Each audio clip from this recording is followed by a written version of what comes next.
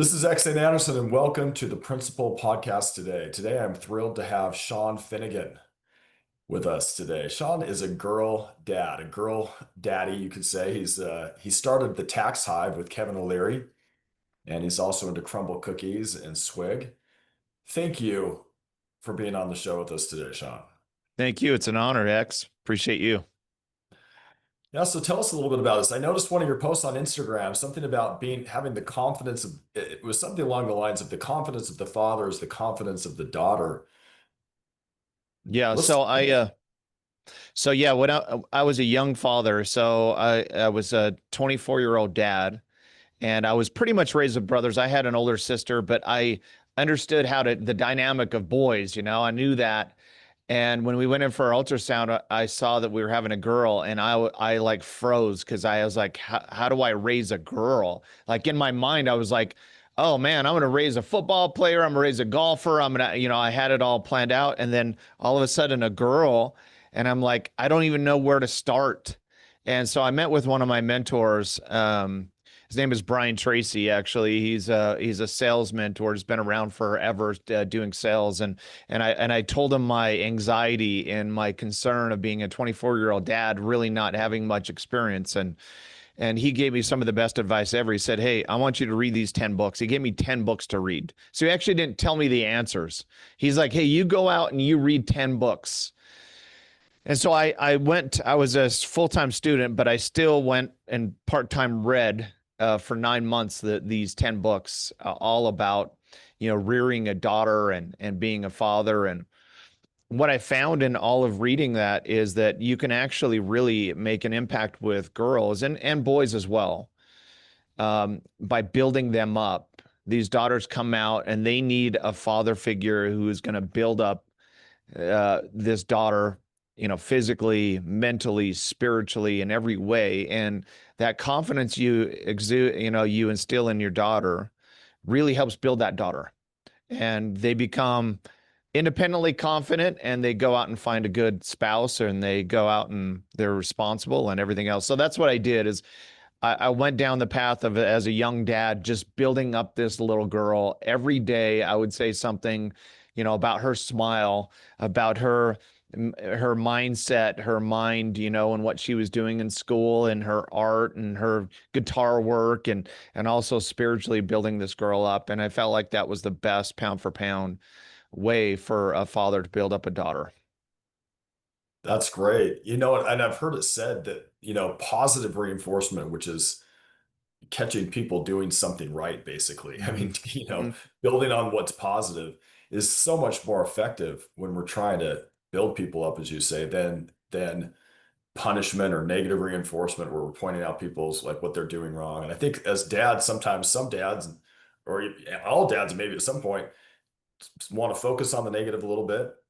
Hmm. And I like what you said about just building her up, focusing on what's good, what's positive, what's going well.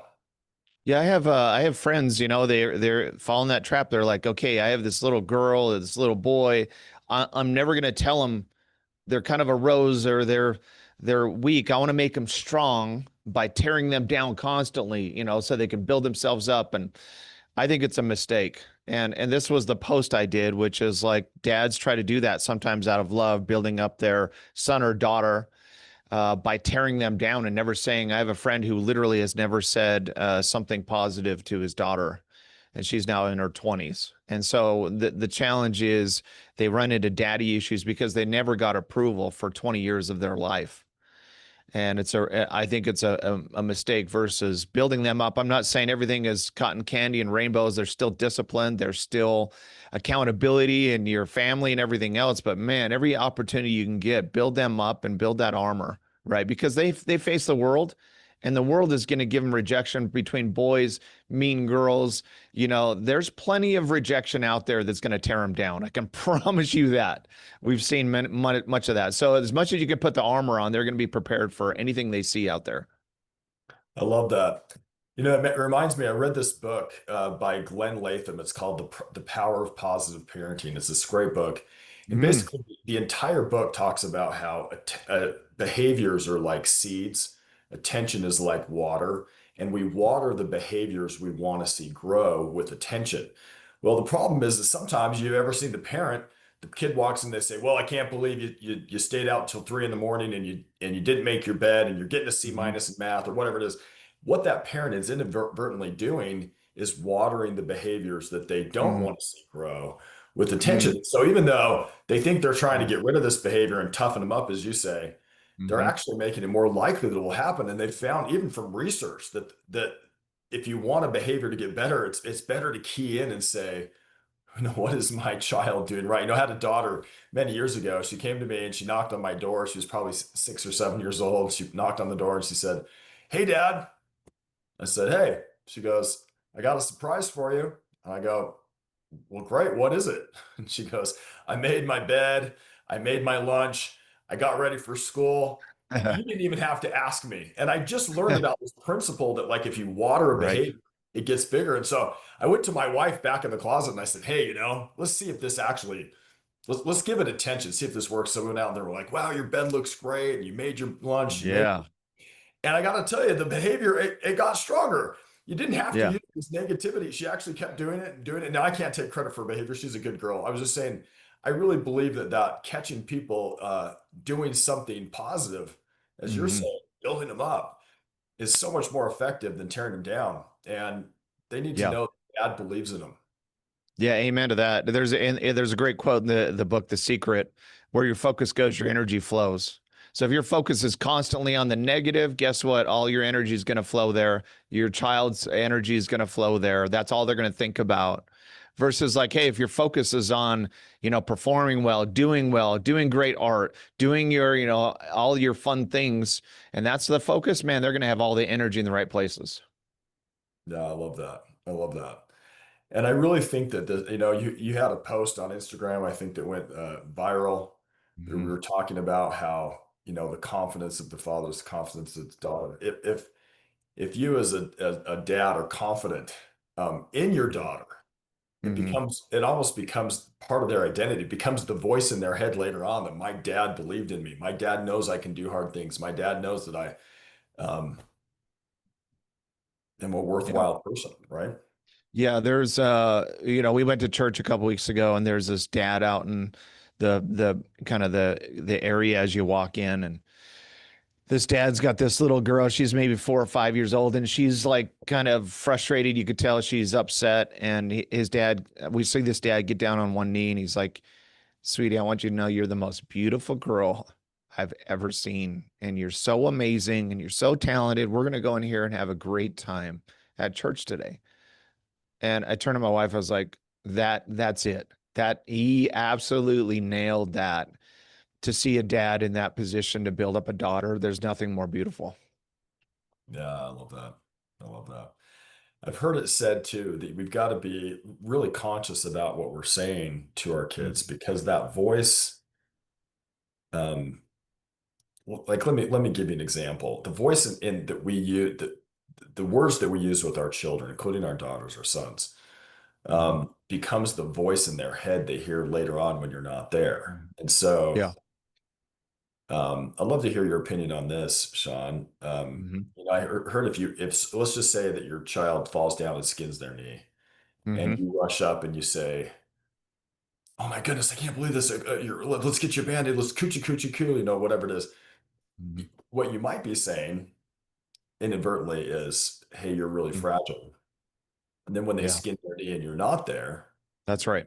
they freak out because, well, dad freaked out, so I must be something really wrong. On the other hand, if you stay calm and you say, "Hey, you know what? I've skinned my knee too, and it's going to hurt for a little while, but you're going to be Mhm. okay." They feel Yeah. that calm, Yep. it's going to be okay. Then when they skin their knee and you're not there, they know that, hey, dad said it's going to be okay. So I feel okay inside. You know what I'm saying? Little things like 100%. I couldn't agree more. That post I did was seen ultimately by 20 million people at this point. And so I've read thousands of comments from the post, and I've gotten a lot of shade. A lot of people like totally disagree with the concept of building up your children. And But what I've seen, like, I read one of the comments the other day from this woman that said that she had a dad who was very kind, but never really said anything nice. And then finally, at her wedding day, he said that he loved her, and now her dad's no longer with her. But that one phrase that her dad said at her wedding has stayed with her whole life, and that although he had a really difficult time talking about his emotions to his children, that one time made such a deep impact that she knew that she got approval from her dad and their dad loved her. And I just tell dads and moms, your words, just reading all these comments of people who are in now their 50s, 60s, and that those words have been with them for 40, 50 years and they remember them vividly. That's the impact a father or mother can have on a child with the words that they say to them. They're that deep that 40 years later, you're remembering those specific things about what your dad said. Like, my dad's no longer with us, but I remember this vividly, him telling me one day when we're out chopping wood how strong I was because I lifted a big log. I remember details of what he said. And that's been like 40 years ago. And it's stayed with you. It's a lifetime and ultimately eternal impact that you make on children. with just your words. Isn't that amazing? Thanks for Hmm. sharing that. So that post that you had that got 20 million views. Well, that's doing some good in the world. Even your words of telling people, hey, even though you may have gotten some shade, as you say, For sure. I hope that's having influence. In fact, let's put the link to the post in the show notes for those who want to see that later. Yep. Let's get it more views. Yep. Um, you know, it, there. I also think sometimes dads can be a great influence for good or great influence for not confidence. When we talk about Mhm. confidence, let me tell you, it reminds me one time my my daughter came to me. She's 5 years old, and near where we live, I think near where we both live, Mhm. there's a mountain called Timpanogos that's a pretty Yeah. high mountain. And she said, "Hey, Dad, I know you like to hike Can I hike Timpanogos with you?"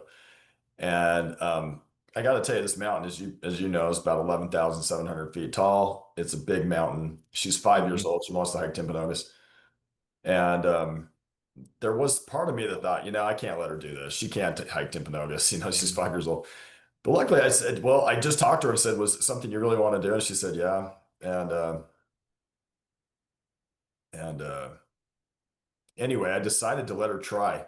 I decided to let her try with me. I said, but what's going to happen if your feet hurt? She goes, well, I'll just take a rest and keep going. I said, it's going to take us all day, and it's going to be, we're going to have to start in the morning and go all day. Mhm. Anyway, I got to tell you, she ended up doing it. She surprised me as a dad. Wow. My 5 year old, I got this picture of my 5 year old up on the top, and she's sitting there Mhm. with this confidence.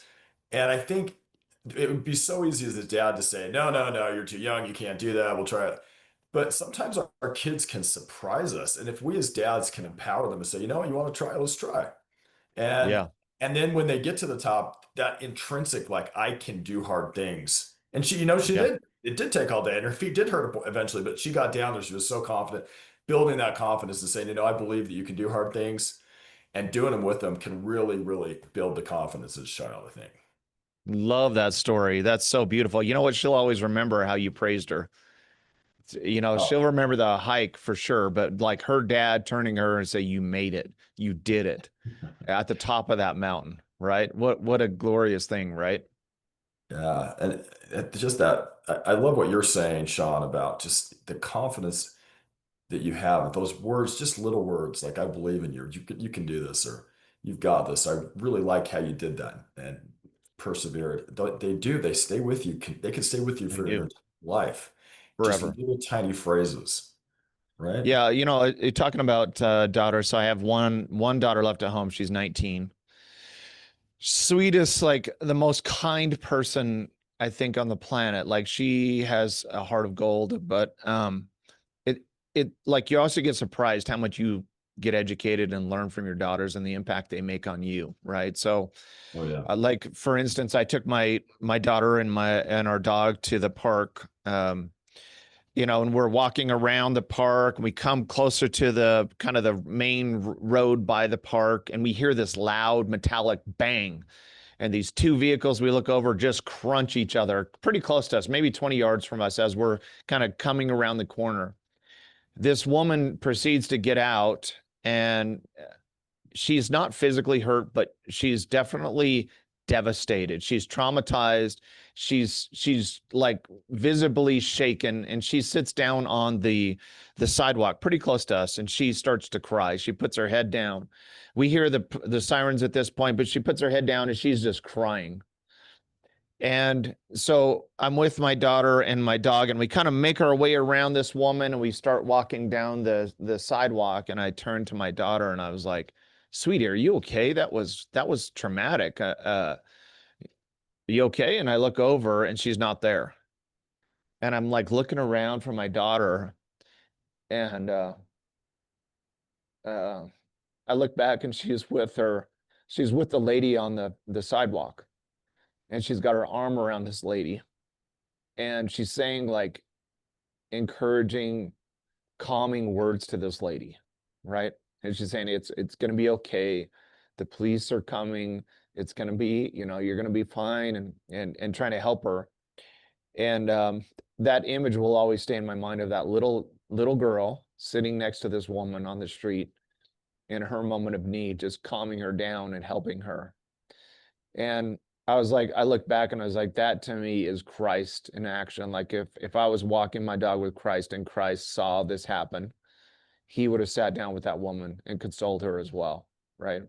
And those are the things. She didn't turn to me once and say, "Hey, Dad, do you think I should go back there and talk to that woman?" She just immediately took action and sat down with her to calm her down in that moment, right? And that's the impact a daughter can have on a father as well, right? Oh, wow, absolutely. Gosh, that brought tears to my eyes. Thanks for sharing that, Sean. That's so, um, it reminds me, they did a study that said that dads of girl dads often do way better. It's probably because of something you just talked about, that they had they have a lot more positive energy, probably because of that energy that a daughter brings to a Oh dad's life. yeah, Um, 100%. it's wonderful. Goodness. Gosh, touches me just to hear that. As I think about the things we as dads, you're exactly right. We as dads, we want to bring our daughters up, but we have the opportunity to learn from them just as well. Mhm. Yeah. Um, we reminded me, so just recently, some of the things I do, I go out and speak sometimes, and I was out, I decided to take my daughter and my son with me on this business trip, and we decided to road trip instead of fly. So we drove clear from the Mountain West area to across the Mississippi, and then back down to New Mexico and over to Jeez. Texas.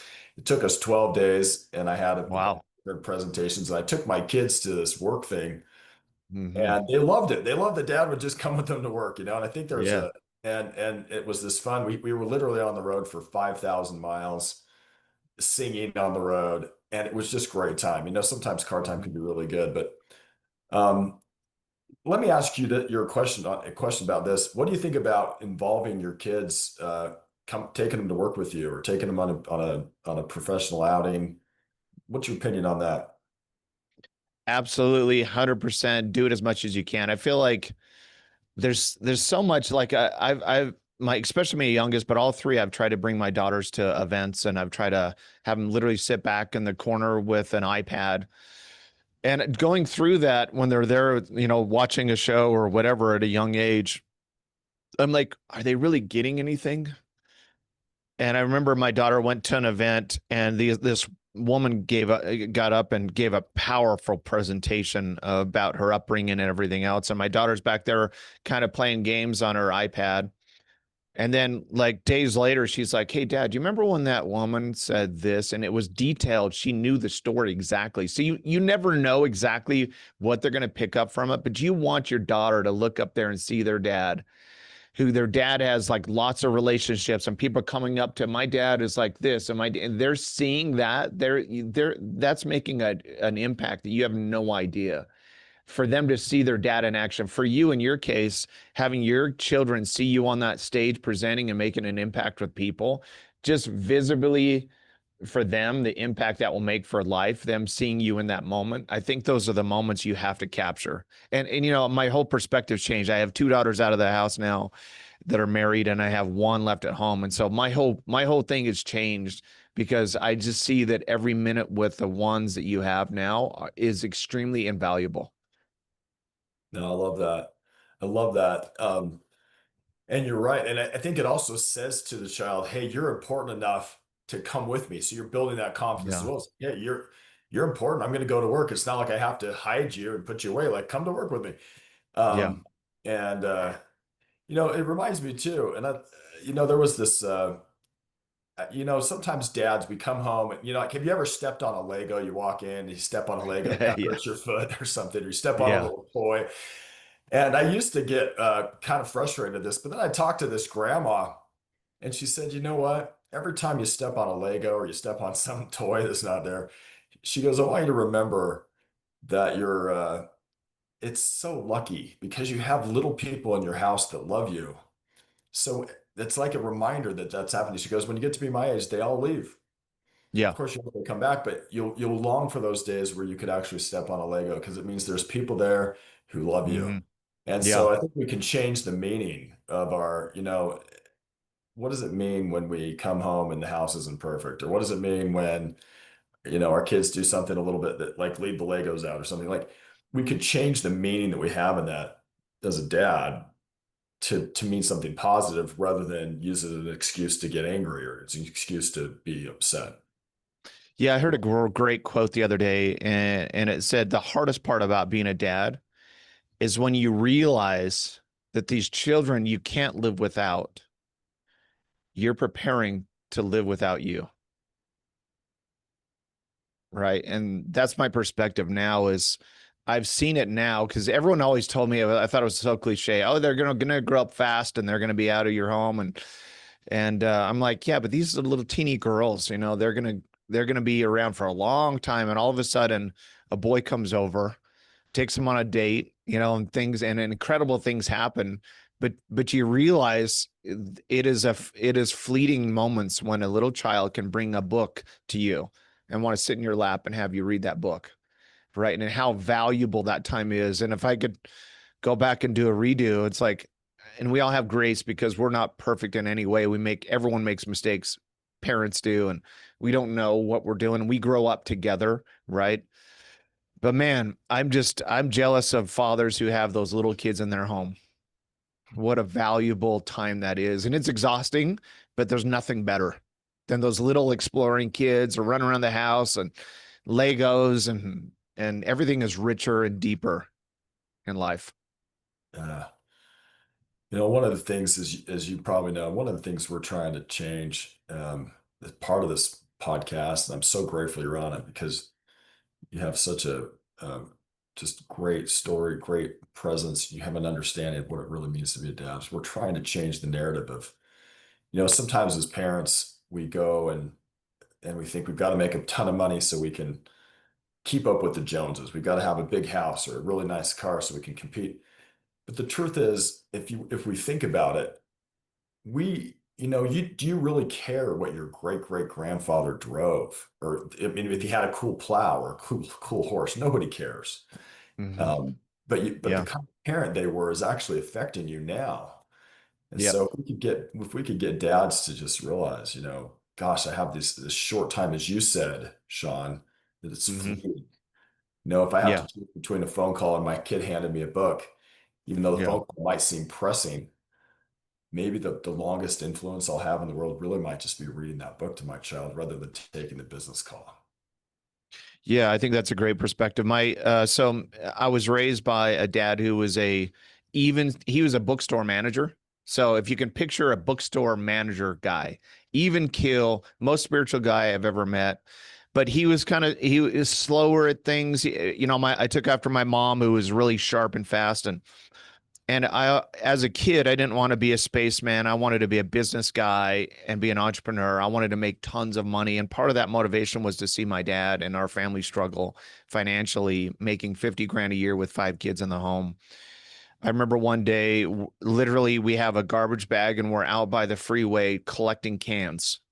and guys from high school drive by and see me out there collecting cans with my dad, right? Just painful, painful. So I was always like, I kind of had a little bit of a angst towards that. I was like, well, my dad is amazing, incredible father, incredible human being, but I don't want to be that. I want to be big CEO. I want to run a business. And for a lot of years, I thought that. And then when my dad retired, we rented out a space and the whole family was there. We're talking like 100 people. And they put together this PowerPoint, and the PowerPoint showed my father with grandkids and all of his kids and how they all loved him. And I had the strongest impression in that moment that that's actually who I need to be. I need to be that guy. The guy who I was like saying, well, I don't want to be that guy. I want to be this guy over here. I actually know the best example to me is my dad, who wasn't wealthy, who wasn't successful financially, but family wise was the most successful person I ever met. And it kind of changed my whole perspective. Like, hey, it's important to run a business and be an entrepreneur 100%. And I love that still. But hey, you can't forget all this other stuff. And the family relationships are critical. That's a glass ball you cannot drop. And you and I both seen that happen with business leaders that drop those critical glass balls with their family, right? Where their family is estranged because they only think about the one side.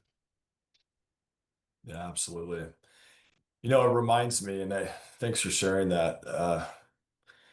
Nice. I've got to honor my dad as well. My dad's a good man, not super successful well financially, but super, super successful with his family. Just a great man. And I feel that with you very Yeah, much. my dad, we ended up losing him 5 years ago, unexpected accident. He was out doing yard work one day, got lightheaded, fell back, hit his head, and we lost him. And so it was really unexpected to lose him. And my siblings were talking about it this morning. Just now, it's like we think about all this stuff with him. Like his impact now didn't end with him, right? It's like constantly, there's not a day goes by we don't think of a lesson or something we've learned from him, right? And that's the lifelong impact you can make as a father. I love it when you talk about your father, Sean. I can tell you really care and you really love him, and I Amen. love that. As from another perspective, if you look at a business, I was reading an article a while ago that said the average, even the S&P 500 businesses, these are big businesses on, Wall Street. Most of them aren't going to last past year 18. So even if you build this rock star Yeah. business, Mm-hmm. statistically, in a decade or two, it might be Oh. bought, sold, bankrupted, disrupted, something. Mm-hmm. But, let me give you another example. Hundreds of years ago, the reason I live here in America, for example, I had ancestors, parents, fathers, many, many years ago that decided to make a family decision and get on a boat and come to America. Well, that family decision that they made hundreds of years ago still affects me today. It affects the language I'm speaking right now. It affects my religion. It affects my educational opportunities, my economic opportunities. And even though they've been gone for hundreds, in many situations, hundreds of years, that decision still affects me. Now, that's an obvious Mm-hmm. one because it's geographic, right? But Mm-hmm. but just as real and maybe not as visible, or were they kind? Were they checked Yeah. in? Were Mm-hmm. they drunk? Were they Mm-hmm. checked out? And all of that can be passed down for hundreds of years. And so if I have to choose between, okay, am I going to go make a rock star business that probably in a decade or two isn't going to be the same, may not even be around, or am I going to go try to build up my daughter like you were talking about? Like go see the Mm-hmm. positive in my daughter so that her confidence can go to her daughter and her son and her daughter, and for generations will go down when my business in a decade or two probably may not even be around. But that Yeah. influence my daughter, if we can really prioritize that, it seems like Mm-hmm. sometimes Yeah. we've got our priorities wrong. Thoughts on Yeah. that? No, amen to that. We've seen the destructive nature on families with business, right? And and in the pursuit of crushing it and making it an incredible business, I just think the caution is don't really sacrifice those around you that are most important. And I had a speaker once get up. His name is Randy Garn. He's a good friend of mine. He got up and presented, and he said, "Hey, I want you to pull out your phones, look at your last 20 texts. If I were to ask you who's the most important, incredible people in your life, who would they be? And of course, it's your family and siblings and loved ones and children. Look at your last 50 texts and tell me how many of those were to your most important relationships. I looked at my phone, all 50 were business texts. And I was like, lesson learned, right? Take time out of your schedule every day, send an incredible text. I have a journal in my office, and I'll handwrite a whole page about one of my daughters, and then I'll take a picture of that page and send it to them so they know their dad spent the time writing that page about your daughter. Still, they're my married daughters and my son-in-laws, and just take those important moments and don't forget it. That gave me tingles when you said that. That's a great idea. I should learn. Thanks for sharing that, Shawn. It's a Yeah, great I've idea. been doing that. We have a family trip coming up, and I'm now having the family share. So we do one night where we just have a notebook and we write what we noticed about every family member and we share it. It takes like 30 minutes. And now my daughter gets to hear from my son-in-law what my son-in-law thinks about my daughter. And my daughter that's at home loves our two son-in-laws, loves them. And the fact that they say that they like her art is like game changer for my daughter. So I try to facilitate that amongst my family as well, not just the father. It's like, no, the mother builds them up also, and other siblings build them up. Just spend time really kind of putting on armor, right? These are great ideas. What other ideas can you share with us? I mean, Shawn, these are great. I mean, taking a picture, writing a letter, taking a picture, trying to encourage this building up between everyone in the family. Those are great ideas. Any other ideas that you can share with us that you do that could help Yeah, so I dads have an listen? interesting dynamic now where I have two married daughters, and you know what's the dynamic of you as a father-in-law with your son-in-laws? How do you treat that? And I think son-in-laws have some anxiety around the father-in-law, possibly that, hey, is he going to come in hot? Is he going to try to manage us? How's he going to react? And I just, my intention with them is just show them as much love as I possibly can. And so I have one son-in-law loves all things nerd, loves Star Wars. He loves video games. I have my other son-in-law who's just like me, who loves biking, outdoors, hiking, all the stuff that I like too. And so for the way I approach my son-in-law, who's an engineer who likes all the nerd stuff, is we play games every night, every chance we can. We play VR together. We jump on the PC together, and I try to spend that time with him. My other son-in-law, we go on hikes, we go on bikes, we go on all this stuff, and I want to engage with them on the level that they want to engage on to build that rapport. And I want to be in a position where they trust and love me, that if they have an issue, they come to us, and that's what's happened. Hey, I want to get your perspective on something, because they feel like I'm approachable because I've really met them where they are. I think that's such an important piece. Wow, thanks for sharing that. That seems like a to build a relationship with the in-laws, with your son-in-laws. Mm-hmm. Great advice. Thank you for that. Yeah. Well, let me ask you this. If you could let our audience know one thing, um, and maybe we've already chatted about it, we can reiterate it, but if you could let them know one thing, what would that one thing be? I talk to people all the time, and especially on the business side, I think a lot of times there are people who are overwhelmed either with family or business or anything else. And a lot of times it's just getting a start. The start is what stops people a lot. So if you haven't been communicating with people, if you haven't had the relationship with people, just start somewhere. It's never going to be perfect. The first one's going to be the worst one. But if you feel like, hey, my child's distant right now, just start communicating. And where your focus goes, your energy flows, like we talked about. So it's the start that stops you on anything, right? So hey, if you want to be do better communication, or I want to start building up, I want to do this, well, just start somewhere. Write a letter, get them on the phone, do something, and then all of a sudden that'll be part of your daily operations. It'll start becoming part of you. So that's my recommendation. Start that stops you. I love that. That reminds me of something that Stephen Covey said once. He said somebody came up to him after a conference and said, "I don't love my wife anymore." And it kind of surprised Stephen Covey. And he looks at the guy and goes, "Well, then love her." And Yeah. the guy goes, "Well, I don't love her." I've fallen out of love with her. She's fallen out of love with me. Yeah. And he goes, well, if you're not feeling it, then that's a good reason to love her. And the guy goes, well, how do I love someone I don't love? And Stephen Covey goes, my friend, you're acting like love is a feeling. Love isn't a feeling. It's an action word. It's something you do, like you said, Shawn. But here's Yeah. the kicker. If you do it, the feeling will follow. Sometimes people say, well, I don't feel like doing that. Well, Yeah. here's the bad news. If you just let your feelings guide you all the time, you just kind of flit around and you have fickle results. But if you do it because you know it's the right thing to do, or it's the Hmm. best thing to do, even if you don't feel like it, Yeah. the feeling will follow, right? Amen to that.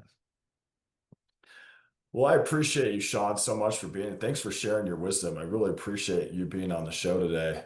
How can people get a hold of you today if they'd like to I, reach I'm out to you? I'm pretty sure I'm the only Finnegan Sean out there, and we'll post that one clip I did online, and it's been an absolute honor. I love what you're doing on the dad thing. When I first met you, talking about dads, where are the dads out there? Like, dads. There's a lot going on in their brains. There's a lot that they have on their plates, and people need to understand that and give them grace.